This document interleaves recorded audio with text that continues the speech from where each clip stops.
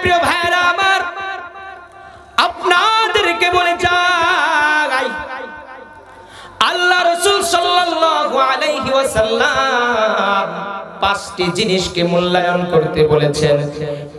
এক নাম্বার, শাবাবাকা ক্বাবলা হারামিক, বৃদ্ধত্ব আসার পূর্বে তোমার যৌবনটাকে মূল্যায়ন করো। তোমার যৌবনটাকে যদি তুমি মূল্যায়ন করতে পারো, যুবক, পুরো পৃথিবী একদিকে, আল্লাহ যদি সন্তুষ্ট হয়ে যায় তোমার প্রতি, তুমি থাকবে আরেক দিকে, তোমাকে কেউ ঠেকাতে পারবে না। কথা বলেন ঠিক কিনা? যাদের হাতে যায় ক্ষমতা, দেশ যেন পাপের ভিটা, রাখতে চেয়ার শুরু করে বিদেশিদের পাচাটা। বিদেশিদের কথা মতো চালায় তারা নিজের দেশ, বিদেশিদের কথা মতো চালায় তারা নিজের দেশ। দেখতে দেখতে গোল্লায় গেল আমার সোনার বাংলাদেশ, একে একে শেষ করেছি সবার দেখা হইল শেষ। দেখতে দেখতে গোল্লায় গেল আমার সোনার বাংলাদেশ। ঠিক কিনা? কেউ দিল না, সবাই নিল, আমরা যে কলুর বলদ, সারা বছর নেয় না খবর, নির্বাচনে খুব দরদ। ঠিক কিনা? কি আপনারা মন খারাপ করতেছেন? কেউ দিল না, সবাই নিল, আমরা যে কলুর বলদ, সারা বছর নেয় না খবর, নির্বাচনে খুব দরদ। নির্বাচনের আগে নেতায় ধরে কত রকম বেশ, নির্বাচনের আগে নেতায় ধরে কত রকম বেশ। দেখতে দেখতে গোল্লায় গেল আমার সোনার বাংলাদেশ। আল্লাহ রাসূল সাল্লাল্লাহু আলাইহি ওয়াসাল্লাম হাদিসের মধ্যে বলেন, ইগতানিম খামসান ক্বাবলা খামসিন, শাবাবাকা ক্বাবলা হারামিক, ওয়াসিহহাতাকা ক্বাবলা সুকুমিক, ওয়া গিনাকা ক্বাবলা ফাকরিক। এ ভাই, আল্লাহ রাসূল সাল্লাল্লাহু আলাইহি ওয়াসাল্লাম পাঁচটি জিনিস আসার পূর্বে পাঁচটি জিনিসকে মূল্যায়ন করতে বলেছেন। পাঁচটি জিনিস আসার পূর্বে পাঁচটি জিনিসকে মূল্যায়ন করতে বলেছেন। এক নাম্বার, শাবাবাকা ক্বাবলা হারামিক। এ আল্লাহর বান্দা, জামানার পয়গম্বর মুহাম্মদ আরবি আলাইহিস সালাতু ওয়াস সালামের উম্মত, চোখ কান খোলা রেখে একটু মনোযোগ সহকারে শুনো। অল্প সময়ের মধ্যে ছেড়ে দিচ্ছি, কথা সংক্ষেপ করছি, কথা দীর্ঘ করব না। এ ভাই, রাসূল এক নাম্বার বলেছেন, শাবাবাকা ক্বাবলা হারামিক। এ তোমার বৃদ্ধত্ব আসার পূর্বে তোমার যৌবনটাকে মূল্যায়ন করো। কথা বলেন ঠিক কিনা? এ যৌবন বয়সে তোমার যে ইবাদতের মূল্য, এই যৌবন বয়সের ইবাদতের মূল্যের চাইতে আল্লাহ রাসূল বলেছেন পৃথিবীতে আর কোনো ইবাদতের মূল্য হতে পারে না।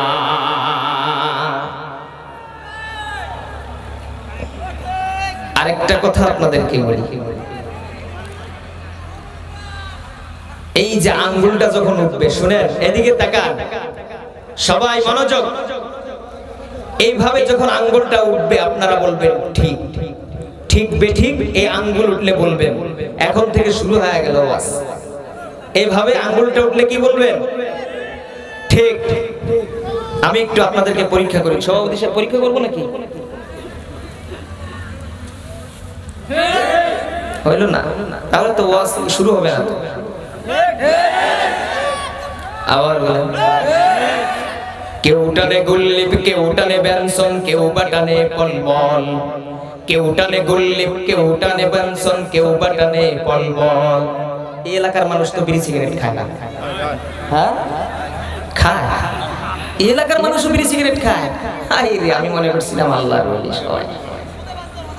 এই এলাকার মানুষ সবাই ভালো, এটা আমার ধারণা। আপনারা ঠিক বেঠিক বলতে পারবেন তো? না রাগ করবেন আপনারা? কেউ টানে গুল্লিপ, কেউ টানে বেনসন, কেউ বাটানে পলমল। মদ গাঁজা হিরোইন নিশিরা দেখে কেউ রাস্তায় করে পলমল। ডিগবাজি হায় হায় দিনে দিনে বদলায় এই মানুষের হালচাল।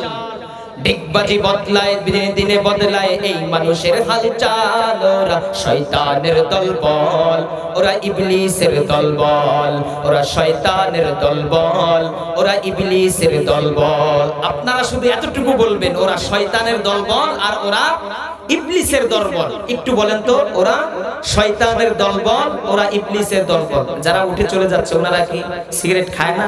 খায় না।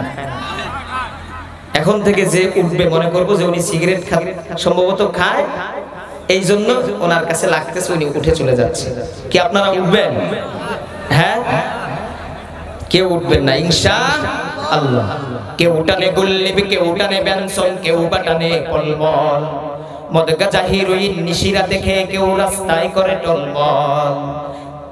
ডিগবাজি হায় হায় দিনে দিনে বদলায় এই মানুষের হালচাল।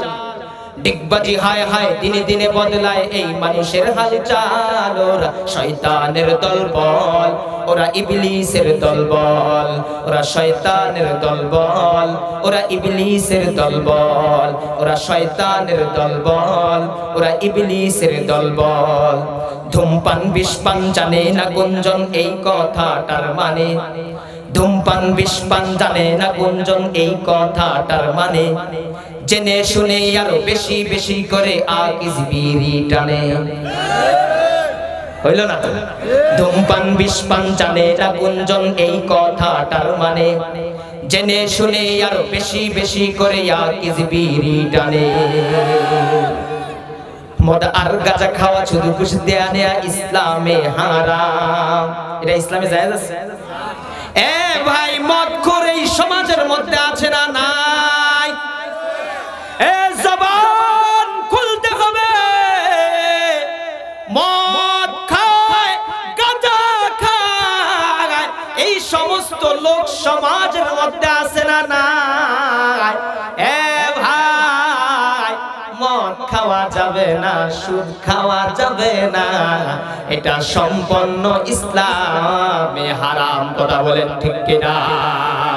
ধূমপান বিষপান জানে না গুঞ্জন এই কথাটার মানে। জেনে শুনে আরো বেশি বেশি করে আকিস বিড়ি টানে।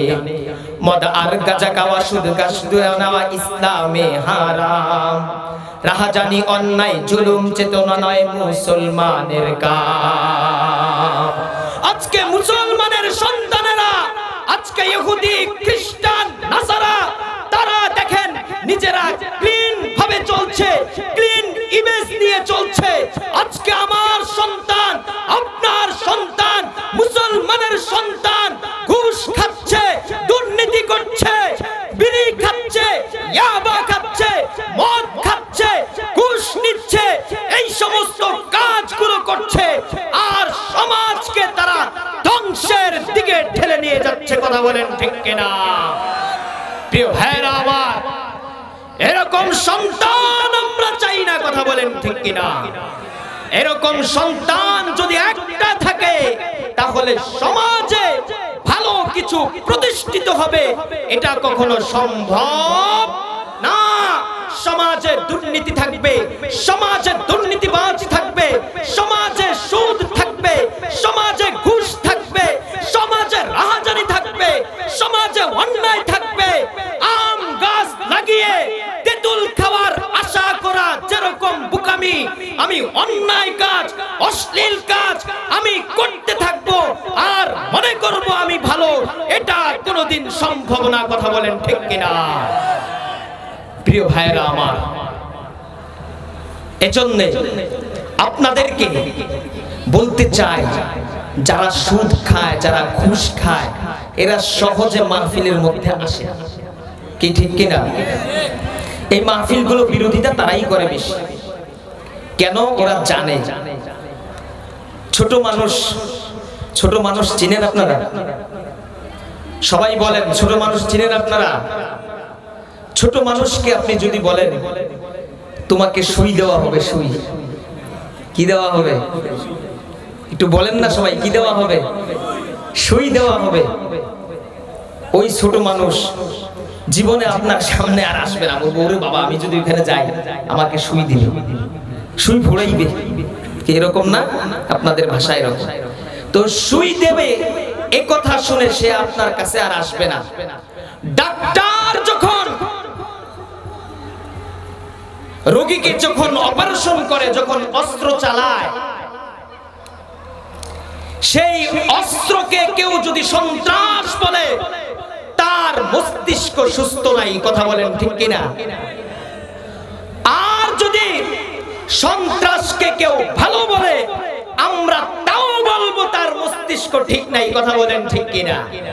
প্রিয় ভাইরা আমার, এই যে কোরআন হাদিসের কথাগুলো, কোরআন হাদিসের মাহফিলে যাদের মনে করেন যে শরীরের মধ্যে অ্যালার্জি আছে, ঠিক, শরীরের মধ্যে ঘা আছে, শরীরের মধ্যে টিউমার, বিভিন্ন রোগ, এটা তো আপনার ডাক্তার অপারেশন করবেই। আপনি যদি অপারেশন থিয়েটারে যদি না যান, অপারেশন যদি আপনি নিজে না করেন, তাহলে আপনি কখনো সুস্থ হতে পারবেন? একটু জবান খুলে বলেন, আপনি কখনো সুস্থ হতে পারবেন? আপনি সুস্থ হতে পারবেন না। মাহফিল চলবে, ডাক্তার হাসপাতাল নিয়ে বসে থাকবে, হাসপাতাল করে বসে থাকবে, আপনি বাড়িতে রোগ নিয়ে আপনি শুয়ে থাকবেন।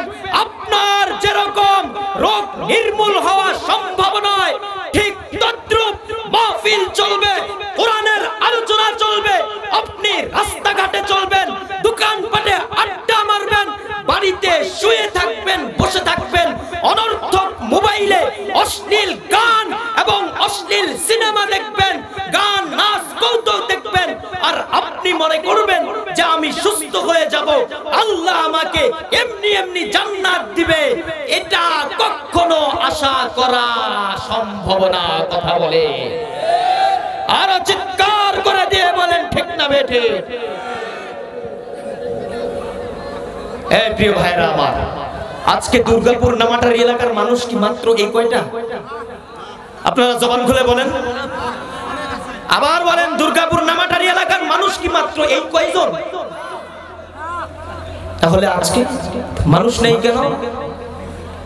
সমাজের প্রত্যেকটা রন্ধ্রে রন্ধ্রে, সমাজের প্রত্যেকটা অঙ্গে অঙ্গে আজকে আমাদের সন্তানদেরকে নষ্ট করার জন্য ইহুদি খ্রিস্টানরা ঐক্যবদ্ধ, মুসলমানদেরকে ধ্বংস করার জন্য তারা ঐক্যবদ্ধ।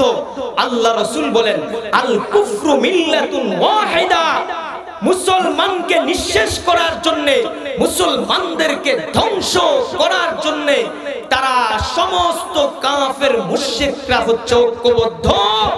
আর মুসলমানরা আজকে পুরো পৃথিবীর জমিনের মধ্যে 200 কোটি বা তার চেয়ে বেশি আছে, কিন্তু আজকে মুসলমানরা ইহুদি এবং খ্রিস্টানদের তাদের চক্রে পড়ে আজকে আমরা পরাধীনতার, আজকে আমরা গলা মালা নিয়ে আমরা সমাজের মধ্যে চলছি। কথা বলেন ঠিক কিনা?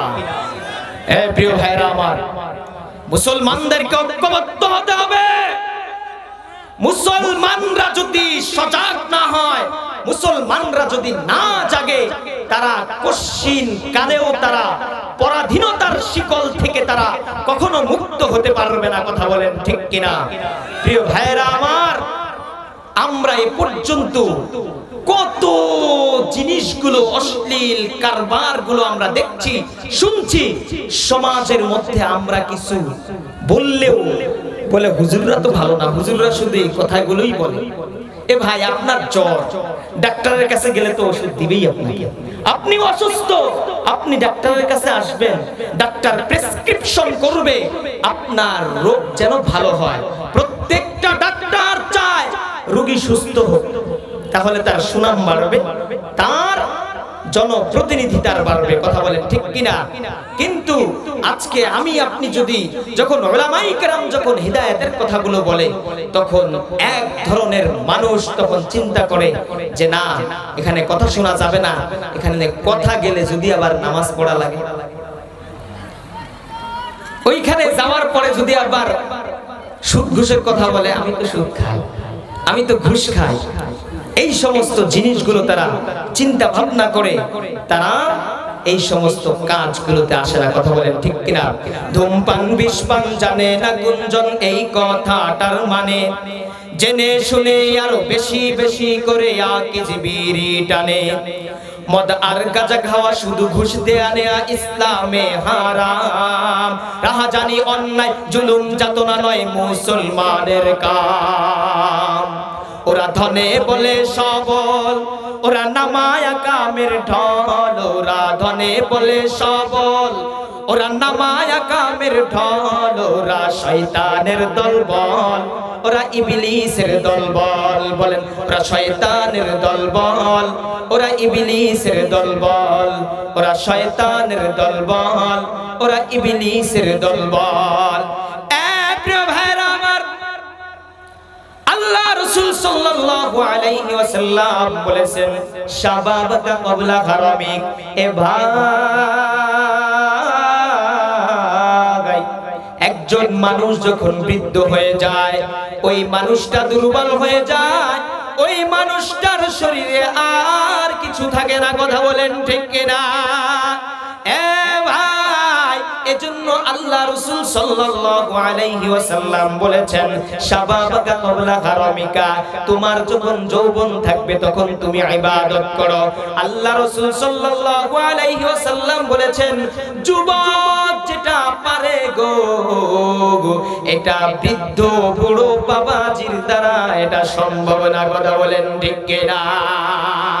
আজকে যদি ওই যুবককে যদি বলা হয় এ যুবক তুমি এখানে দাঁড়ায়া দাঁড়ায়া তুমি 10 রাকাত নামাজ পড়ো, যুবক বলবে হুজুর আপনি কি বলেন, মাত্র 10 রাকাত নামাজ, এটা তো আমার কোনো ধরনের কষ্ট ছাড়াই আমি 10 রাকাত নামাজ পড়ে ফেলবো। কথা বলেন ঠিক কিনা? প্রিয় ভাইরা আমার, আর যদি একজন বৃদ্ধ বাবাজিকে যদি বলে বাবা এই যে শীতের রাত, এই যে কষ্ট, এই যে এত কিছু, এত ঠান্ডা, আপনি ওইটা 2 রাকাত নামাজ পড়েন। এবার বৃদ্ধ বাবাজি জবাব দেয় না না, এটা আমার দ্বারা সম্ভব না। এখন যে শীত, এখন উঠে উযু করতে আমার জন্য কষ্ট, আমার শরীরের মধ্যে অনেক রোগ, আমার শরীরের মধ্যে অনেক রোগ শোক রয়েছে, আমি পারবো না রে ভাই।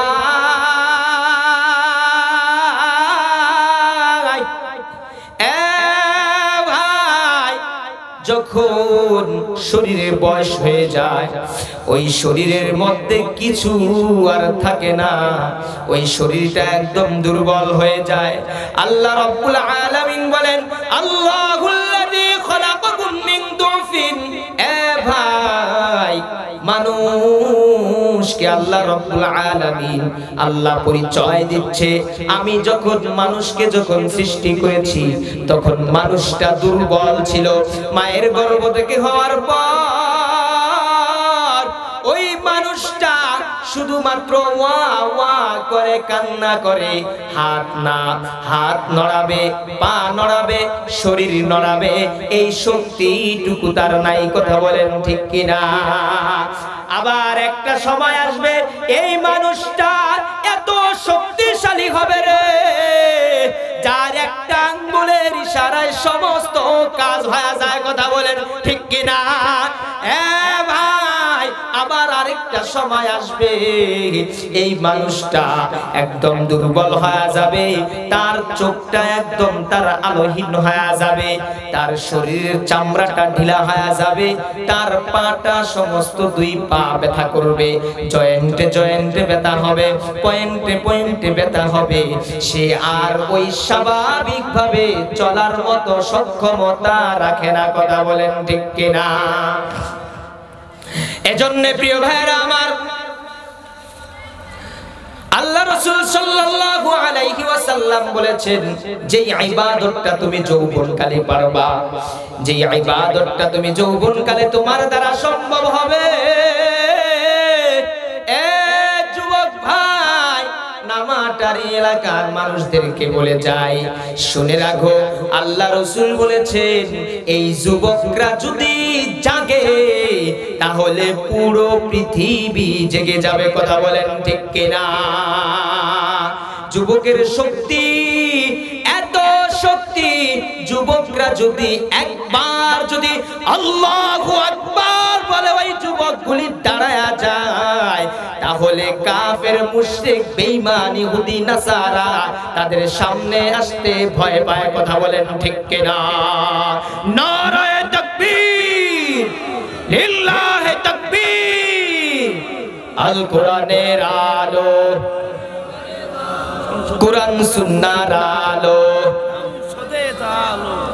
ঘরে ঘরে অনেক জ্বালছেন ভাই, অনেক জ্বলাইছেন। এখন শুধু ঘরে জ্বাললে হবে না, সংসদের মধ্যে নেওয়া লাগবে কি লাগবে না? সংসদের মধ্যে নেওয়া লাগবে। কি আপনারা সংসদে যান এটা পছন্দ করেন না? কারা কারা চান আল্লাহকে হাত দুটো দেখা দেন, লিল্লাহি তাকবীর। প্রিয় বাবাজি ভাইরা আমার, আপনাদেরকে সুন্দর মজার সঙ্গীত শোনাবো আরেকটা, এবং আরেকটু সুন্দর আলোচনা আছে, এটা শেষ করে দিব। আপনাদেরকে এই শৃঙ্খলা সুবিধার্থে আপনাদেরকে একটু, যারা বৃদ্ধ বাবাজিরা আছেন, যারা যুবক ভাইয়েরা আছেন, আগেই ক্ষমা চেয়ে নিচ্ছি। আপনারা যার যার সামনের জায়গাটুকু পূরণ করে নেবেন, আপনাদেরকে আল্লাহ রাব্বুল আলামিন রহমত দিবেন। লিল্লাহি তাকবীর বলবো আর আপনারা সকলেই দাঁড়ায় যাবেন। লিল্লাহি তাকবীর, লিল্লাহি তাকবীর, লিল্লাহি তাকবীর। একে একে শেষ করেছি, সবার দেখা হইল শেষ, দেখতে দেখতে গোল্লায় গেল আমার সোনার বাংলাদেশ। চলবে না বন্ধ হবে? চলবে না? চলবে। একটু আগায় বসেন, এই যে সামনে ত্রিপালে বসেন, আসিয়া চাইপা বসেন। দেখবেন কিছু যুবক ভাইয়েরা, কিছু ভাইয়েরা ভাগবে এই তালে। আপনারা তাদেরকে চিনে রাখেন, যারা একবারে ভাগবে তাদেরকে চিনে রাখেন। আবার কেউ যাবে একটু পেশাব পেশাব করতে, ওনারা আবার আসবে ইনশাআল্লাহ। সামনের যে ফাঁকা জায়গাটা যে বামে, এটা একটু পূরণ করে রাখেন। একে একে শেষ করেছি, সবার দেখা হইল শেষ, দেখতে দেখতে গোল্লায় গেল আমার সোনার বাংলাদেশ। একে একে শেষ করেছি, সবার দেখা হইল শেষ, দেখতে দেখতে গোল্লায় গেল আমার সোনার বাংলাদেশ। কি আপনারা ভুলে গেছেন? আঙ্গুল তুললে কি? আবার বলেন, আবার বলেন। যাদের হাতে যায় ক্ষমতা, দেশ যেন বাপের ভিটা, রাখতে চেয়ার শুরু করে বিদেশিদের পাচাটা। যাদের হাতে যায় ক্ষমতা, দেশ যেন বাপের ভিটা, রাখতে চেয়ার শুরু করে বিদেশিদের পাচাটা। বিদেশিদের কথা মতো চালায় তারা নিজের দেশ, বিদেশিদের কথা মতো চালায় তারা নিজের দেশ। দেখতে দেখতে গোল্লায় গেল আমার সোনার বাংলাদেশ। একে একে শেষ করেছি, সবার দেখা হইল শেষ, দেখতে দেখতে গোল্লায় গেল আমার সোনার বাংলাদেশ। ঠিক কিনা? কেউ দিল না, সবাই নিল, আমরা যে কলুর বলদ, সারা বছর নেয় না খবর, নির্বাচনে খুব দরদ। ঠিক কিনা? কি আপনারা মন খারাপ করতেছেন? কেউ দিল না, সবাই নিল, আমরা যে কলুর বলদ, সারা বছর নেয় না খবর, নির্বাচনে খুব দরদ। নির্বাচনের আগে নেতায় ধরে কত রকম বেশ, নির্বাচনের আগে নেতায় ধরে কত রকম বেশ। দেখতে দেখতে গোল্লায় গেল আমার সোনার বাংলাদেশ। একে একে শেষ করেছি, সবার দেখা হইল শেষ, দেখতে দেখতে গোল্লায় গেল আমার সোনার বাংলাদেশ। প্রিয় ভাইরা আমার, আপনাদেরকে বলে যাই, আল্লাহ রাসূল সাল্লাল্লাহু আলাইহি ওয়াসাল্লাম পাঁচটি জিনিসকে মূল্যায়ন করতে বলেছেন। এক নাম্বার, শাবাবাকা ক্বাবলা হারামিক, বৃদ্ধত্ব আসার পূর্বে তোমার যৌবনটাকে মূল্যায়ন করো। তোমার যৌবনটাকে যদি তুমি মূল্যায়ন করতে পারো, যুবক, পুরো পৃথিবী একদিকে, আল্লাহ যদি সন্তুষ্ট হয়ে যায় তোমার প্রতি, তুমি থাকবে আরেক দিকে, তোমাকে কেউ ঠেকাতে পারবে না। কথা বলেন ঠিক কিনা? ভাই, দুই নাম্বার, ওয়াসিহহাতাকা ক্বাবলা সুকুমিক, অসুস্থতা আসার পূর্বে তুমি সুস্থতাকে মূল্যায়ন করো। অসুস্থ হয়ে গেলে তুমি যেই কাজ করতে পারবা না, তুমি সুস্থ থাকলে আল্লাহর যে ইবাদত তুমি করতে পারবা, এই ইবাদত তুমি অসুস্থ হয়ে গেলে করতে পারবা না। কথা বলেন ঠিক কিনা? প্রিয় ভাইরা আমার, 3 নাম্বার হচ্ছে ওয়াগিনাকা ক্বাবলা ফাকরিক। প্রিয় ভাইরা আমার, দারিদ্রতা আসার পূর্বে তোমার ধনাঢ্যতাকে তুমি মূল্যায়ন করো। তোমার যখন সব কিছু হারায় যাবে গো, যখন তুমি একদম দরিদ্র হয়ে যাবা, তখন তোমার মন চাইলেও তুমি কিছু করতে পারবা না।